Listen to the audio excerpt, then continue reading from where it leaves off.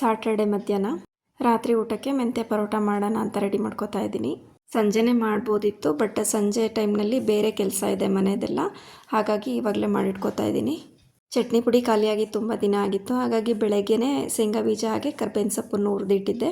ಇವಾಗ ಇದಕ್ಕೆ ಸ್ವಲ್ಪ ಬೆಳ್ಳುಳ್ಳಿನೂ ಕೂಡ ಹುರಿದು ಹಾಕ್ಕೊಂಡು ಇದಕ್ಕೆ ಸ್ವಲ್ಪ ಕೊಬ್ಬರಿನೂ ಮಿಕ್ಸ್ ಮಾಡಿ ಚಟ್ನಿ ಪುಡಿ ಮಾಡಿ ಎತ್ತಿಟ್ಕೊಂಡೆ.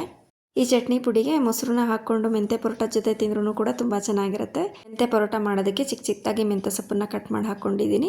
ಚಿಕ್ಕದಾಗಿ ಕಟ್ ಮಾಡ್ಕೊಂಡಿರುವಂಥ ಬೆಳ್ಳುಳ್ಳಿ, ಹಾಗೆ 1.5 ಸ್ಪೂನಷ್ಟು ಧನಿಯಾ ಪುಡಿ, ಹಾಗೆ 1.5 ಸ್ಪೂನಷ್ಟು ಜೀರಿಗೆ ಪುಡಿ, ಸ್ವಲ್ಪ ಅರಿಶಿನ, ಹಾಗೆ ಅಜ್ವಾಯಿನ, ರುಚಿಗೆ ತಕ್ಕಂತೆ ಉಪ್ಪು, ಹಾಗೆ ರುಚಿಗೆ ತಕ್ಕಂತೆ ಖಾರ, ಸ್ವಲ್ಪ ತುಪ್ಪನ ಹಾಕ್ಕೊಂಡು ನೀರನ್ನು ಜಾಸ್ತಿ ಹಾಕ್ದೇ ಕಲಿಸ್ತಾ ಇದ್ದೀನಿ. ನೀರನ್ನು ಸ್ವಲ್ಪ ಜಾಸ್ತಿ ಹಾಕಿದರೂ ಕೂಡ ಮೆಂತ್ಯ ಪರೋಟ ಮಾಡೋದಕ್ಕೆ ಬರಲ್ಲ, ತುಂಬ ಮೆತ್ತಗಾಗ್ಬಿಡುತ್ತೆ. ಹಾಗಾಗಿ ನೋಡಿ ಹಾಕ್ಕೋಬೇಕಾಗತ್ತೆ ನೀರನ್ನು. ಪ್ಲೈನ್ ಮೆಂತ್ಯ ಚಪಾತಿ ಮಾಡೋದಕ್ಕಿಂತ ಈ ರೀತಿ ಪರೋಟ ಮಾಡಿದರೆ ಚೆನ್ನಾಗಿರುತ್ತೆ. ಹಾಗೆ ಇದಕ್ಕೆ ಚಟ್ನಿ ಪುಡಿ ಬೇಕು ಅಂತಲೇ ಇಲ್ಲ, ಮೊಸರು ಜೊತೆ ತಿಂದ್ರೂ ಕೂಡ ಚೆನ್ನಾಗಿರುತ್ತೆ.